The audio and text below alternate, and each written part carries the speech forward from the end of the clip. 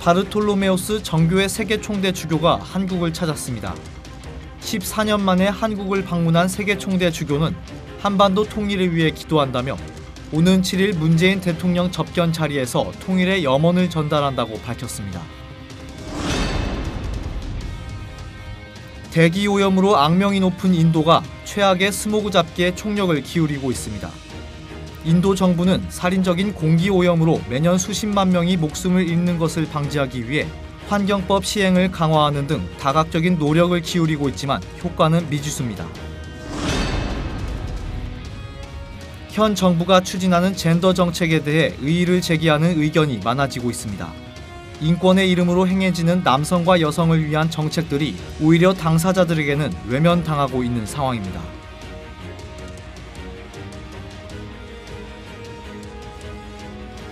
여러분 안녕하십니까? 신을 배워준 굿데이 첫 소식입니다. 정교회 바르톨로메우스 세계총 대주교가 14년 만에 한국을 찾았습니다. 세계총 대주교는 한반도가 평화 분위기를 이어가는 것에 대한 감사를 전하기 위해 방한했다고 말했습니다. 오는 7일 예정되어 있는 대통령 접견에서도 한반도 평화 지지 의사를 전할 것이라고 밝혀 귀추가 주목됩니다. 변현준 기자의 보도입니다. 전 세계 3억 정교회 신자들의 지도자인 바르톨로메우스 세계총 대주교. 그가 2005년 이후 14년 만에 한국을 찾은 이유는 한반도 평화를 위해서입니다. 지난 4일 열린 기자회견에서 세계총 대주교는 최근 한반도가 평화 분위기를 이어가는 것을 지지하고 격려를 전하고 싶다고 말했습니다. 이어 그는 문재인 대통령 접견에서 한반도 평화를 위해 힘쓰고 있는 대통령에게 감사와 지지 의사를 전할 것이라고 말했습니다. Η Κορέα είναι από τις ελάχιστες χώρες στον κόσμο που εξακολουθούν να είναι διηρημένες της κορεατικής χερσονήσου και θα τον ευχηθώ να αξιωθεί να το δει αυτό πραγματοποιούμενο κατά τη διάρκεια της θητείας του. 한편 한반도 평화를 반대하는 이들도 많다는 지적에 대해서는 경제적 이해관계 때문이라고 말했습니다. Υποθέτω ότι μόνο πολιτικά ή οικονομικά συμφέροντα μπορούν να υπαγορεύουν μια τέτοια αντίδραση στην επανένωση των δύο Κορεών. 지난 3일 입국한 세계총 대주교는 오는 8일까지 서울 성 니콜라스 대성당 건축 50주년 예배 집전, 환경 심포지엄 개최 등의 방한 일정을 소화할 예정입니다. 시채널 뉴스 변현준입니다. 사단법인 한국기독교연합이 제8회 총회를 열고 신임 대표회장에 군포 제1교회 권태진 목사를 추대했습니다. 권태진 신임 대표회장은 주신 자리가 하나님의 명령인 줄 알고 한국교회 통합과 연합, 화합의 삼합을 이룰 수 있도록 노력하겠다고 밝혔습니다. 조홍현 기자가 보도합니다. 한국기독교연합 제8대 대표회장으로 군포 제1교회 권태진 목사가 총회에 참석한 대의원들의 박수를 받으며 선출됐습니다. 상임회장이 결격 사유가 없는 한 차기 대표회장이 된다는 정관에 따라 실대 상임회장이었던 권태진 목사를 만장일치로 대표회장에 추대한 것입니다. 권태진 신임 대표회장은 한국교회가 삼합을 이뤄야 한다는 생각을 가지고 신중한 걸음을 걸을 것이라며 말씀으로 돌아가 본질을 회복하고 교회가 세상을 향해 바른 소리를 낼 수 있도록 하겠다고 밝혔습니다. 한국교회를 삼합을 이루어야 된다라는 생각을 가지고 한 걸음 한 걸음 신중하게 가겠습니다. 말씀으로 돌아가자. 본질 회복, 그다음에 기도 운동하고 교회가 세상에 할 일들을 좀 하고 한국교회 연합기관들의 통합이 계속 무산되고 특히 주요 8개 교단이 대거 이탈하며 위상이 하락하는 등의 어려움을 겪고 있는 한기연이 이번에 세워진 권태진 신임 대표회장을 통해 위기 상황을 극복해낼 수 있을 것인지 교계에 이목이 집중되고 있습니다. 시채널 뉴스 조홍현입니다. 이어서 그 밖의 교계 소식 전해드립니다. 샬롬을 꿈꾸는 나비 행동이 대림절 논평을 발표했습니다. 샬롬 나비 김영한 상임대표는 대림절을 맞이해 예수가 이 땅에 오신 이유를 되새기고 갈등과 분열을 멈추는 한국교회가 돼야 한다고 말했습니다. 대림절은 성탄절 전 4주간 예수의 탄생과 다시 오심을 기다리는 절기입니다. 경남 학생인권 조례 제정을 둘러싼 찬반 논쟁이 이어지고 있습니다. 경남교육청은 지난달 20일 학생인권 조례 제정을 두고 공청회를 진행했으나 경남미래교육연대를 비롯한 반대 측의 강한 반발로 중단된 바 있습니다. 경남학생인권조례 제정 반대 측은 조례 내용에 동성애를 조장하고 교권을 침해하려는 의도가 내포돼 있다고 주장했습니다. 경남교육청은 오는 19일 5개 지역에서 2차 공청회를 예정하고 있어 경남학생인권조례 제정 관련 논란은 더욱 확산될 전망입니다. 생명인권학부모연합 등 회원 소속 학부모들이 잘못된 성관념을 주입시키고 공교육을 붕괴시키는 학생인권조례를 폐지하고 이와 같은 내용을 반영한 현행 교과서를 즉각 개정하라고 촉구했습니다. 생명인권학부모연합 허은정 대표는 서울시 학생인권 조례에 따라 지금 학교에서는 임신과 출산도 중학생의 권리라고 가르치고 있다며 엄마가 보기에도 낯뜨거운 피임법, 사회적 동의와 합의를 거치지 않은 젠더와 섹슈얼리티 등을 가르치는 교과서에 자녀들이 무방비로 노출되고 있다고 규탄했습니다. 학부모들은 이와 같은 내용을 담은 성명서를 서울시 교육청에 전달했으며 청와대 청원, 포럼 등을 통해 지속적으로 주장을 이어나갈 것이라고 밝혔습니다.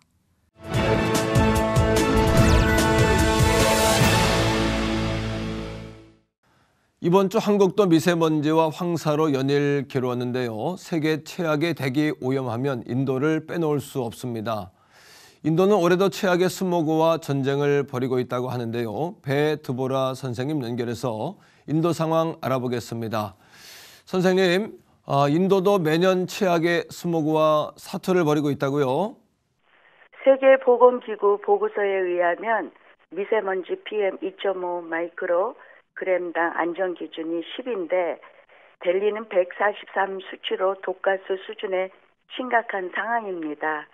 이에 많은 사람들이 호흡기 질환으로 천식과 기관지염 혹은 폐암으로 고통을 받고 있으며 연간 약 15,000명 이상의 사람들이 사망하고 있습니다.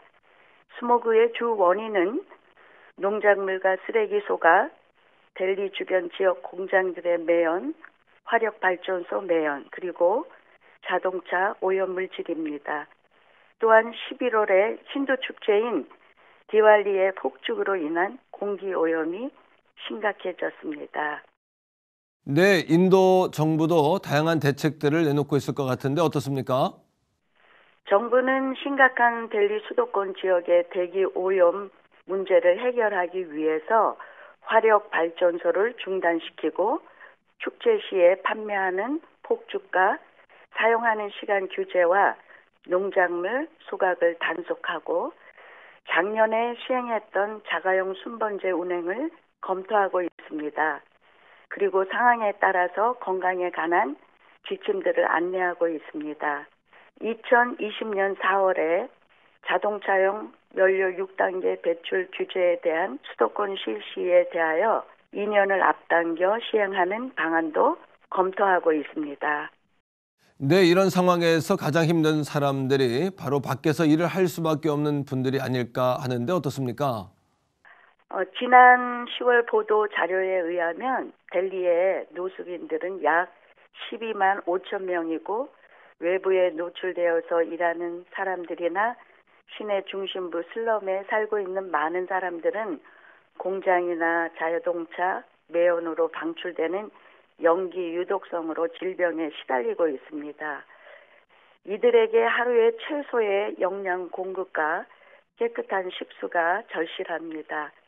또한 나이트 쉘터의 숫자도 늘려서 잠자리를 제공해야 합니다.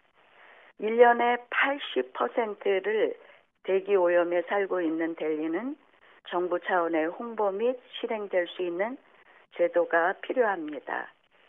이를 위해서 델리뿐 아니라 인도 전역의 복음으로 사람들의 생각이 변화되고 근본적인 공해 문제를 함께 풀어가는 것과 정부 차원에서의 실행할 수 있는 대안들로 공공기관은 국민들과 하나가 되어서 공해가 없는 깨끗한 인도가 되기 위해서 기도를 부탁드립니다.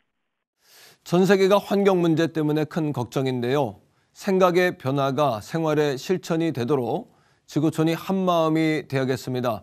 오늘 말씀 감사합니다. 감사합니다.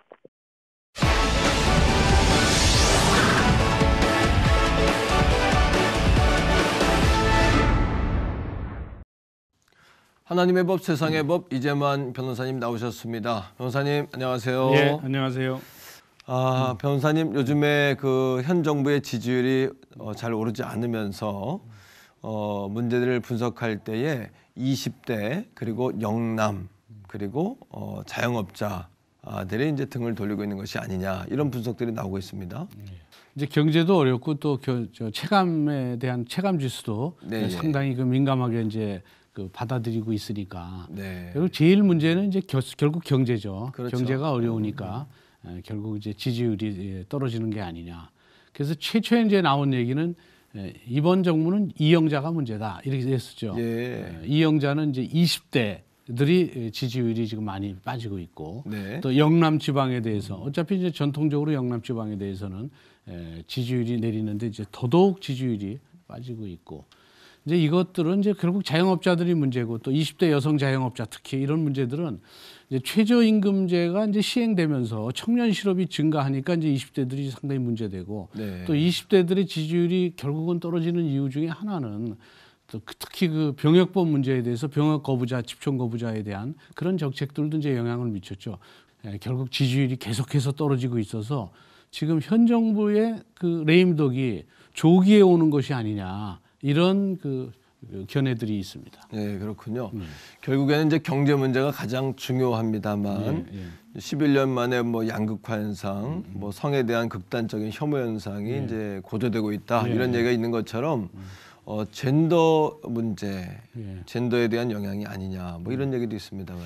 그 현 정부 들어서 이제 남녀 대결 구도로 논란이 되는 남혐오라는 그 사건 사고에 대한 보도라든지 또 사건 사고에 대해서 그 여성 단체가 이걸 이제 남성 혐오로 규정해서 결국은 이의를 하고 이러다 보고 또 그런 것이 보도되다 보니까 이게 이제 남녀 갈등 구조로 치닫고 있습니다. 그렇죠. 예. 그런데다가 지금 더더욱 문제되는 것이 이제 그 성평등 정책을 추구하니까 사실은 성평등 정책에 반대하는 크리스찬들이 지지율이 결국 떨어지고 있어서 결국 문재인 정부의 지지율이 점점 더 많이 떨어지고 있는 것이죠. 그렇군요.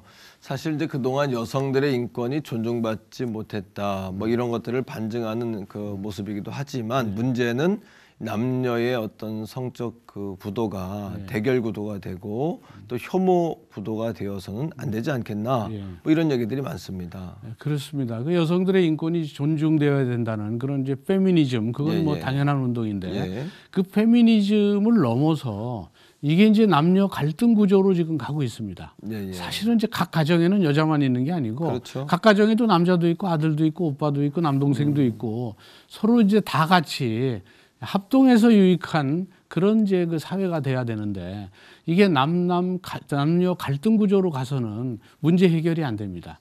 그래서 여성들도 마음 놓고 사회생활을 할 수 있는 일가정이 양립될 수도 있고 또 직장도 여성 친화적 기업이라고 해서 여성한테만 유리한 것이 아니라 여성이 편하게 직장을 계속 다닐 수 있고 경력 단절에 대해서도 얼마든지 다시 또 복직할 수도 있고 이런 사회가 환경이 다 되게 되면 결국은 최종적 목표는 남녀 평등 사회를 목적지로 해서 그 방향으로 가는 것이 돼야지 이게 남녀 평등 사회가 아니라 남녀 갈등 구조로 가게 되면 결국 남녀 평등 사회로 가는데 장애가 될 뿐이라고 봅니다. 그렇군요. 그러니까 성평등 정책이라는 어떤 그 제목으로 행해지고 있는 정책에 문제가 있다. 뭐 이런 이야기가 되겠고요. 또 한 가지는 이제 병역법 문제 때문에 20대의 남성들 또는 자녀를 군에 보낸 그 부모들 뭐 그런 분들에 대한 불만 또 그런 분들에 대한 또 애로 이런 것도 문제가 되는 것 같습니다. 네, 그렇죠. 이제 문제됐던 것이 이제 이번에 그 성평등 정책이 이제 나타나게 된 그 NAP라고 국가인권 기본 계획이라는 게 있습니다. 이 국가인권 기본 계획은 문자 그대로 기본 계획이기 때문에 이 기본 계획이 이미 이제 국무회의에서 통과됐는데 이 기본 계획에 따르면 모든 국가 부처는 기본 계획에 따라서 법과 제도와 관행을 고치는 그런 정비하는 일들을 하게 됩니다. 근데 그 일을 하게 되는 그 국가 기본 계획에 문제된 것이 성평등 정책입니다. 그러니까 외견상 성평등 정책이라는 것은 굉장히 좋은 것처럼 그렇죠. 보여지지만 사실은 양성평등 정책이라고 해야 됩니다. 양성이라는 것은 이제 남성과 여성, 그러니까 남성과 여성은 서로 평등하게 차별을 받아서는 안 된다는 것인데 성평등 정책으로 가면 성적 이른바 남성과 여성은 이제 이 신체적성을 의미하는데 이 성평등은 젠더라고 그래서 이건 사회적성입니다. 이 사회적성이라는 것은 성에 대한 그 정체성, 성의 결정을 내가 할 수 있다는 거예요. 성의 결정은 내가 한다. 이게 네. 이제 성평등 정책의 이제 핵심인데, 그럼 성의 결정이 뭐냐 하면 내가 비록 지금 남자지만 난 남자가 싫다.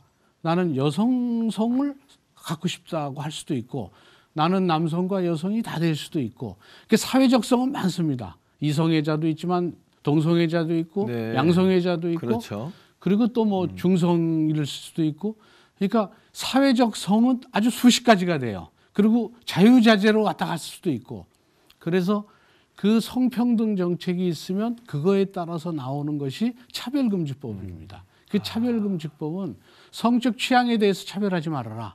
이것은 성소수자 보호입니다. 말하자면 게이라고 그래서 차별하지 말라는 것이죠. 이성애자만 아니라 동성애자도 차별하지 마라. 이렇게 되면 성평등 정책이 결국은 차별금지법으로 가고, 차별금지법이라는 것은 동성애와 동성애의 합법화 과정으로 가는 겁니다. 그렇죠.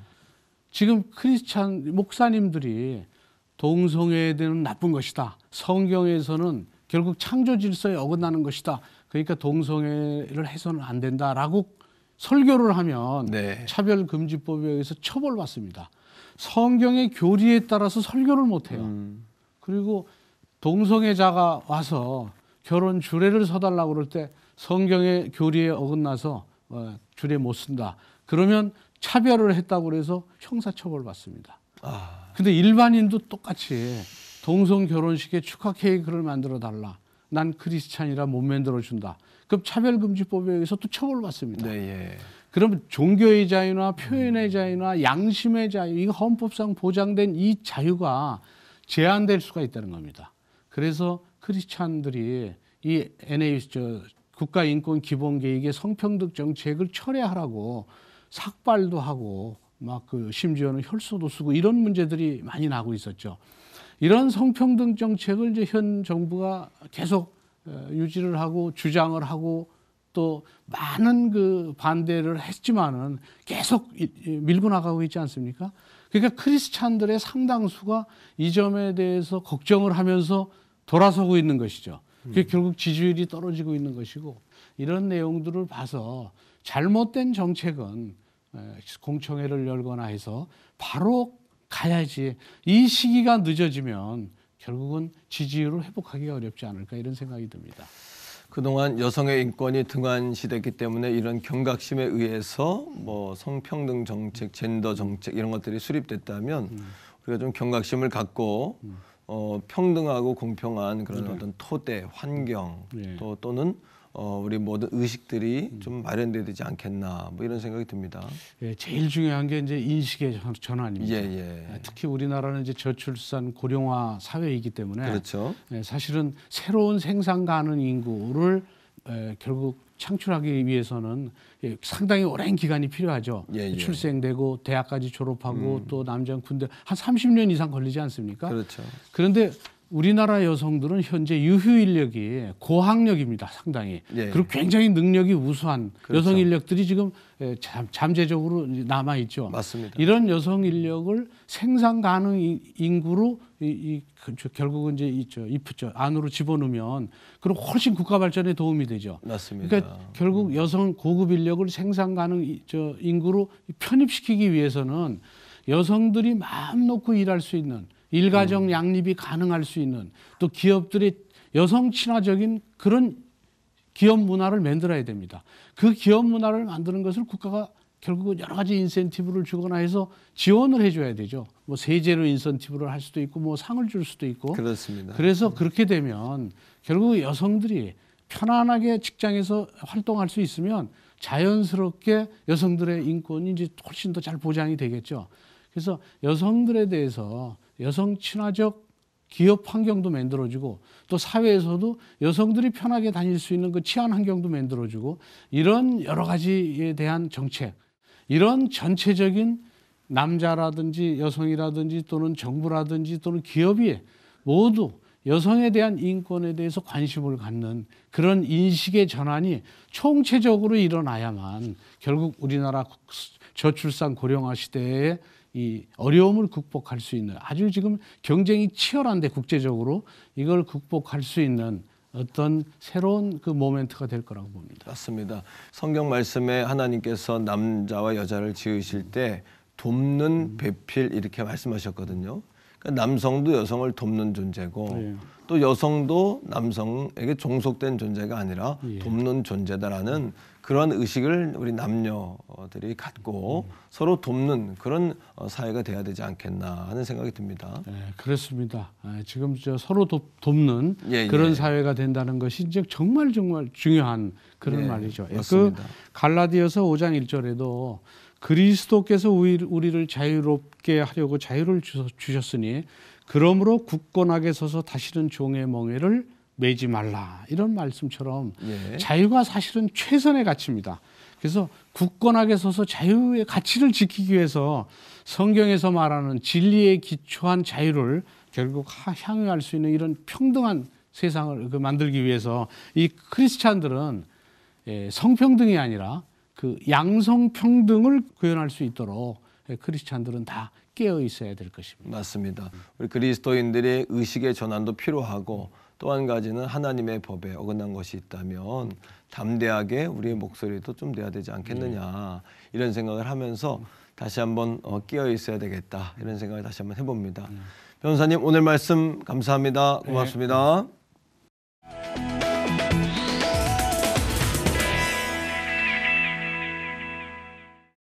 한국은행이 발표한 3분기 경제 성장률이 또다시 저조한 성적을 보이면서 경제 불안에 대한 국민들의 심리적 침체기도 길어지고 있는 모습입니다. 서로가 격려하며 어려운 시기를 좀 잘 견뎌야겠고요. 무엇보다 지금의 성실함이 미래를 이끌어 줄 것이라는 믿음만큼은 버리지 않아야겠습니다. 오늘 순서는 여기까지입니다. 시청해주신 여러분 고맙습니다.